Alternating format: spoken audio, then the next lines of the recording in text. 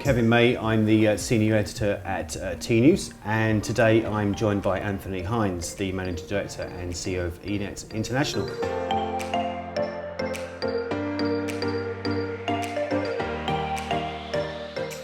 I think one of the things about payments is people think of it as a necessary evil, and that's typically been an approach that corporations have used even as a necessary evil as opposed to a valuable tool.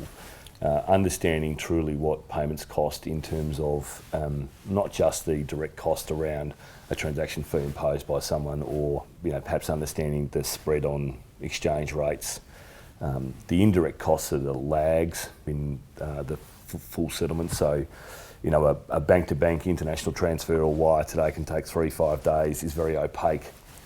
If, for example, the money doesn't arrive, you've got to ring your bank, and that takes time. And so for people understanding each of those steps, you'll have some view of what those things will cost. And then you look at, in the travel industry in particular, the paper invoicing and the manual reconciliation of lodge cards or corporate card statements. Our estimate through research is that costs the industry $1.5 billion a year. I mean, that's a frightening amount of money in an industry which would typically be regarded as pretty low margin. To have that kind of money wasted on people, shuffling paper around just seems insane. And, we've seen in different markets that we operate in lower cost or lower base human resource costs, where people think it's okay, we'll just throw more people at this. But increasingly in some of those markets, wages are increasing faster than GDP. It's no longer as efficient or cost neutral, or not worry about the cost of people, because they're certainly becoming more expensive. So now that that 1.5 billion has probably turned into 1.6 or 1.7. What we're trying to do here is get people to understand the true cost of payments. It's not just about the transaction fee, and it's not even the FX spread that you might be able to see. It's the cross-border fees that are typically opaque.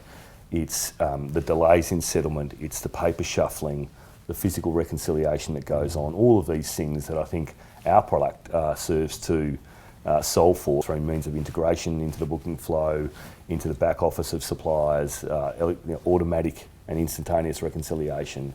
Some of these things start to address that true cost of payments. Is there a science behind this cost of savings part of what you do? I think we've figured out a way in which our customers, and indeed the industry at large, can start to understand and calculate for themselves as it relates to their business. What we've tried to do as part of this offering here is give people the ability to start to better estimate, at least, the true cost of payments, which we expect will drive them to try and find ways to strip cost and, most importantly, take the friction out of the payment flow or the process flow. Imagine I'm a hotelier then, and we're coming in to talk to you. I mean, what advice would you give to us, when it comes to the first steps that they should go through to lower the cost of payments? The hotels are established or set up operationally to basically have a card at the end of the stay, and you have no control over where that card comes from, and that's completely okay, because whether people come from the US or Australia into your hotel in the UK, what you care about is regular and repeat business from those people, not necessarily whether it's an Australian dollar card or a US dollar card.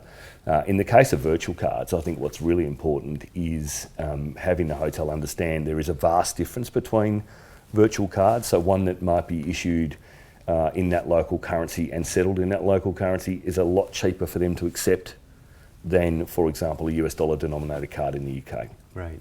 And the cost differential may well be 1%, 2% or 3% on that transaction, over and above what they might already pay for a card. So there are some real differentiators in the virtual card products.